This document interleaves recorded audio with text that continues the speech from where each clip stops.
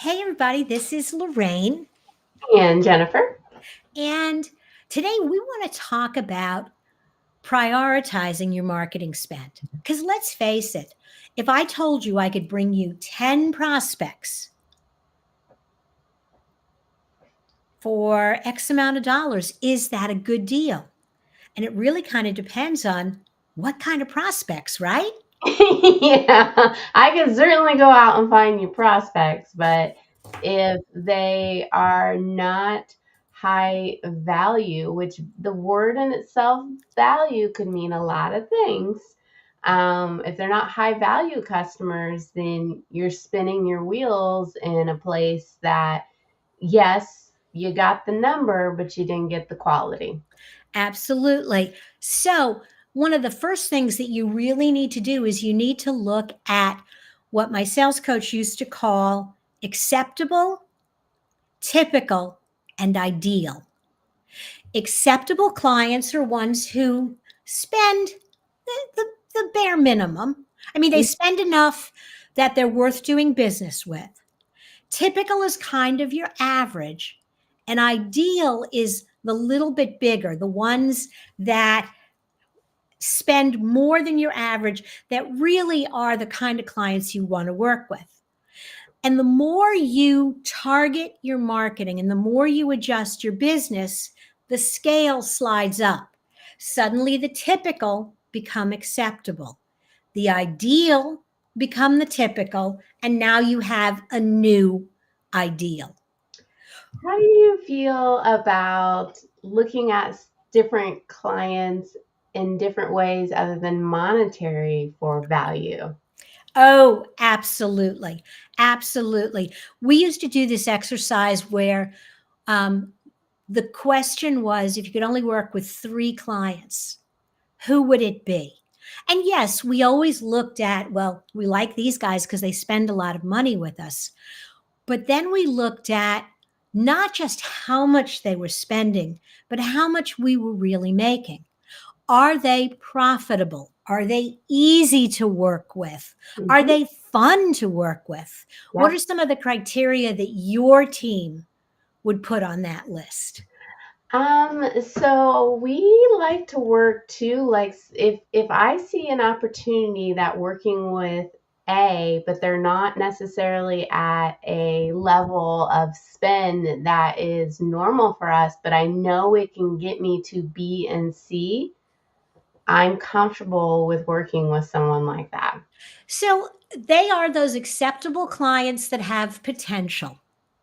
And Mhm. so, um, does the client have potential to grow? Do they have a growth mindset? Do we get along? Do we have things in common? Do I like what they market? That's a big one for us. Mhm. If I don't like what you market, there's nothing against what you are marketing, but it's not going to do well for us in the team because we do have a culture here, and our Mhm. culture is not all about money. It's Mm-mm. about providing value. So I've done nonprofits at no cost Mhm. because it is helpful.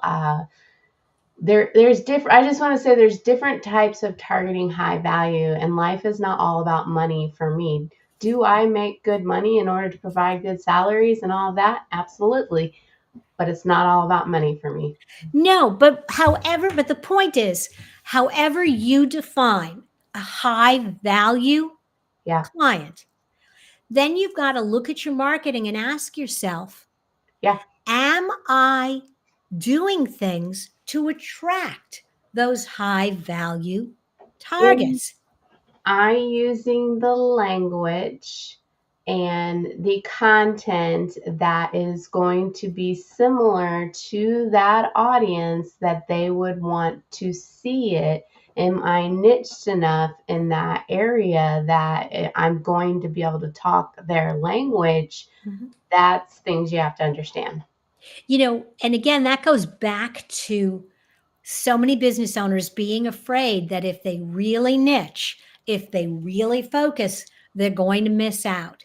And my argument is, give me one high value, ideal client, instead of 3 acceptables.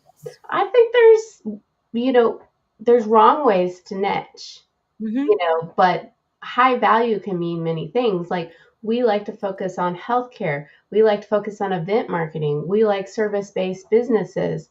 We no longer like e-commerce. We're not doing e-commerce. And so but that doesn't mean that e-commerce is a bad business model by any means. It's No, just not a good fit for us. absolutely. I don't do We had a startups. we had a nice niche in religious institutions, churches and synagogues, and I enjoyed that. Um, we avoided political No politics for campaigns. me. Um, we it First off, my team was politically diverse, and Yeah. so if we picked a candidate, it would create some internal tension. Yep. But also, it just didn't feel right for us. It didn't fit with our culture. Yeah. So finding what is a high value target for you begins with figuring out who do you want to work with, who do you bring value to, Yep. and then going after them in ways that um, make you more attractive. Yeah. When you had something that I saw about doubling down on retargeting those high value clients. When those people come by, how do you make sure you keep showing up for them? Well, I mean, sometimes retargeting is looked at just in an ad sense, which is absolutely a good thing. But, for us, it's relationship building. And I never rely on the first conversation that I'm going to close a person. Like, those people drive me nuts. I have to have several conversations. We just had a bunch of clients come on. Some of those clients I was, networking with them 6 months ago. Ab- It takes a long time. So I try to show up. I try to be who I am. I try to provide value. And if I provide value, then eventually they might need me. And I'm not trying to go for that quick win. Well, and that really reinforces the idea that you've got to get out from behind your computer screen. Yeah. You have to get out in person, you have to show up. You've got to interact and engage with people so they know who you are, they know what you do, and they're Yeah. willing to have that conversation. Typically high value. So when we're not talking about selling bubble gum or shoes or something like that, they want to form a relationship with you and they want to know who you are. So that's why I'm also pretty prevalent on LinkedIn. I think I just celebrated my 14 years on LinkedIn. I got in trouble for connecting to too many people at first, but I show up weekly, daily on LinkedIn religiously. Yes. And when you're there, you're not just what I call liking and running. You're using your time well. I um, now kind of, because of the way my schedule is, I hop on LinkedIn the same time every day. Mhm. And I specifically comment on the first 5 posts that I see and engage with people and have really seen a jump in my engagement and visits to my profile and in people talking to me. And so it is about quality. But again, my high value targets are on LinkedIn.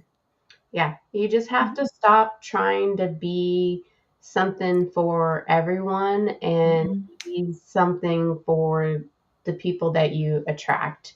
Be who Absolutely. you are, and you will attract if you're, doing high value clients. Sometimes people are not, but like high Mhm. value clients, you are going to think alike. Um, yeah. Yeah, you're going to be in alignment.